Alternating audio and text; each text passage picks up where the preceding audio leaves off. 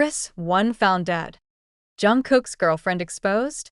Dara accused of shading Byeon. The trifecta of chaos hit like a meteor, and within minutes, fans, reporters, and industry insiders were clawing for answers. But this was not an accident. It was a synchronized strike, meticulously designed, timed, and executed by someone who knew exactly where to cut and exactly who to hurt. Hours before the headlines exploded, a chilling radio transmission crackled through the underground journalist network of Seoul, the same network that had been quietly hunting the truth behind Kris Wu's disappearance, resurrection rumors, and the political machinery suppressing every lead. The message contained only 4 words: "He has been found." Those who heard it knew exactly who he referred to. The streets leading to the abandoned dockyard at KPopScandal were already surrounded by unmarked vans, their lights off, engines running.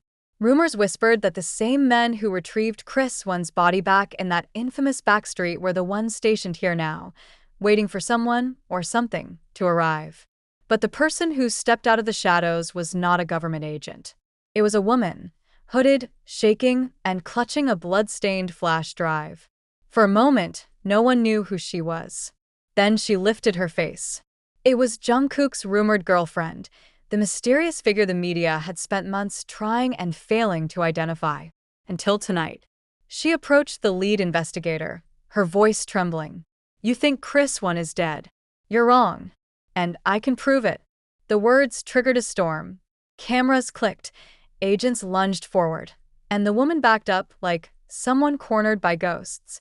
Her hands shook violently as she held out the flash drive.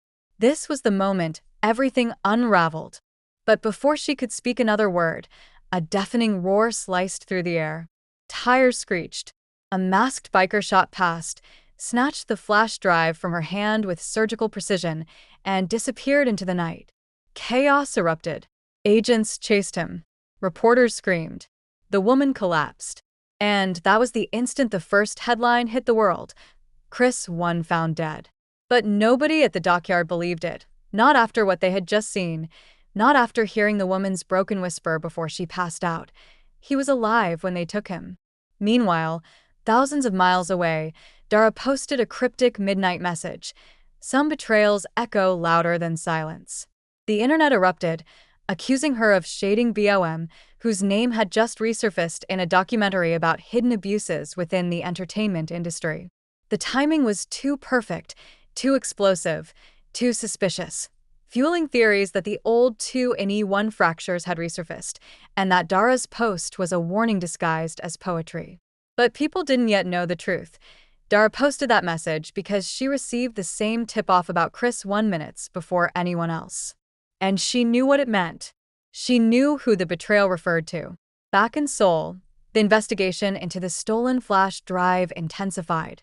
Insiders revealed the drive contained video footage allegedly showing Kris Wu breathing inside the morgue bag before being transported. Footage that was buried, hidden, erased, and rewritten in official documents. Footage someone was willing to kill for. Jungkook's girlfriend regained consciousness at 3:12 a.m. in a private clinic. But she refused the police, refused the press, refused even her own family. She asked for only one person: Jungkook.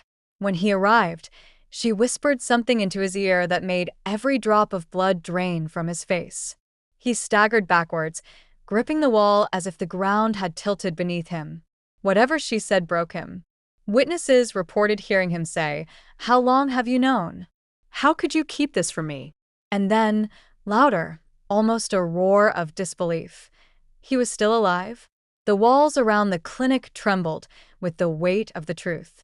Jungkook's girlfriend wasn't merely a witness. She was a courier. Somebody had entrusted her with evidence they couldn't risk keeping themselves. Evidence that tied Kris Wu's disappearance, death, and political cover-up all the way back to the people he once trusted most. But she wasn't the only one who knew. Dara's midnight message had stirred the ashes of old alliances. Byeon, now trending worldwide for reasons no one predicted, responded with a post of her own. "You think it's shade? It's a warning." 2 women who had survived the industry's cruelty were now sounding alarms no one understood. Yet. But across hidden channels, in encrypted threads, the meaning was perfectly clear. Someone powerful was cleaning up loose ends. And Kris Wu's truth was the biggest loose end of all. What no one realized was that the masked biker, the thief who stole the flash drive, wasn't running from the investigators. He was running toward someone. Because the footage wasn't meant to be suppressed. It was meant to be revealed. As the sky brightened over Seoul, the biker pulled into an abandoned print warehouse and removed the helmet. The figure's identity was shocking enough to end careers and topple industries. It was someone who had been publicly silent since Kris Wu's death. Someone who once stood beside him on stages, in studios, in the kinds of rooms where secrets grew like mold. And on the cracked concrete floor, the biker connected the flash drive to a battered laptop. The truth flickered across the screen. And the world would never be the same. The night everything broke apart, the city had not yet recovered from the first explosion of headlines when a second wave of panic rippled through every newsroom across East Asia. Producers screamed for updates, anchors were yanked out of makeup chairs, and investigative bloggers refreshed their feeds with trembling hands. Something was wrong, terribly wrong. It wasn't just the chaos at the Mapo dockyard or Dara's suspiciously timed midnight message. It was the eerie silence from every official channel. No police statement. No agency clarification. No morgue response. Nothing. It was as if someone powerful had ordered the night to swallow the truth. Meanwhile, the woman believed to be Jungkook's secret girlfriend had slipped into a deeper panic the moment the flash drive was stolen. Doctors said her pulse spiked to a level they had only ever seen in victims of traumatic shock. She kept repeating one sentence in a breathless whisper. "They will come for me next." Jungkook arrived within minutes, disguised under a mask, hoodie, and cap. But disguise could not hide the way he froze at the doorway, staring at her curled form on the clinic bed. This was the woman whose existence he had protected for years, whose name he had shielded from the public like a state secret. And here she was, trembling, pale, and suddenly linked to one of the darkest mysteries in Asian entertainment. The moment he touched her hand, her eyes snapped open. Fear surged through her body with such force, she instantly tried to sit up. The flash drive. Did they get it? Yes, he said, voice tight. Who gave it to you? The question cut deeper than she could handle. She looked away, throat closing. You don't understand. I wasn't supposed to carry it. I was supposed to deliver it. Deliver it to who? Jungkook demanded. She swallowed hard, fighting tears. To the only person who could expose them without dying. Jungkook stepped back as if the air had struck him. Them. The word felt loaded with ghosts. Them meant the men who dragged Kris Wu's body through the back alley in Seoul. Them meant the officials who ordered the morgue to classify the footage. Them meant the people behind the purge that started this entire nightmare. And worst of all, them meant the ones who knew Kris Wu was still alive in that plastic bag. Across the city, the stolen flash drive was already in motion. The masked biker cut through traffic like a phantom, slicing past buses and taxi clusters, moving with surgical precision. Whoever he was, he knew exactly which streets had cameras and which ones didn't. He took the ones that didn't. Inside the clinic, Jungkook's girlfriend finally said the name of the person who gave her the drive. It wasn't a journalist. It wasn't an activist. It wasn't a disgruntled employee. It was a morgue attendant.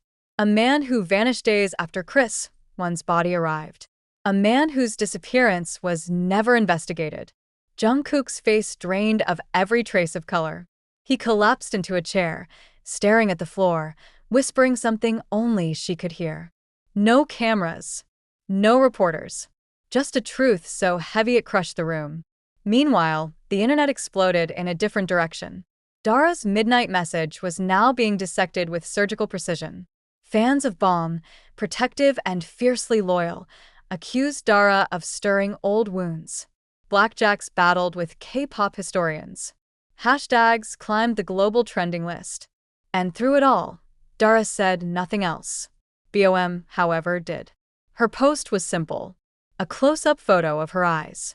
No makeup. Red, swollen, raw. Not from sadness, but from exhaustion. The exhaustion of someone who had spent years running from a truth too dangerous to say aloud. Her caption cut through the noise like a blade.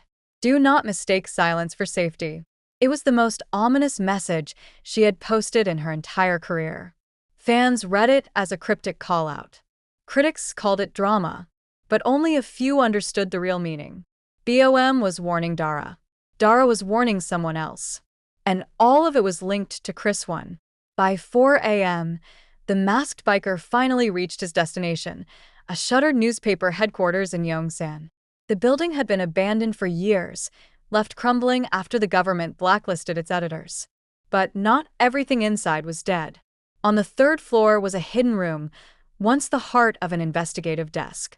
The biker stepped inside, locked the door, and removed the helmet. His hair spilled out. His eyes gleamed with a fire almost feral. This was someone with nothing left to lose. He slid the flash drive into an ancient laptop, waiting as the corrupted files flickered. The room hummed with old electricity. Dust danced in the pale light cutting through boarded windows. Then the screen lit up. A morgue room. A plastic bag. A body inside. The timestamp matching Kris Wu's official death report. The biker leaned in. The footage showed the attendant zipping the bag halfway, then pausing, then jumping back as the plastic twitched. Slowly, terribly. A breath fogged the inside of the bag. The biker's hand shook. Not from fear, from rage. Someone had sealed a breathing man. Someone had authorized the transport. Someone had silenced the attendant. Someone had rewritten the report. And someone was still hunting anyone who knew. The biker clicked download. Far across the city, Jungkook's girlfriend suddenly gasped like she felt something shift in the air. The truth had finally begun to move. But release was not guaranteed. Exposure was not assured. Because the moment the download hit 18%, the old newsroom door creaked open behind the biker. He turned slowly. A shadow stood in the doorway. A voice whispered, "You should not have come here." And the screen flickered.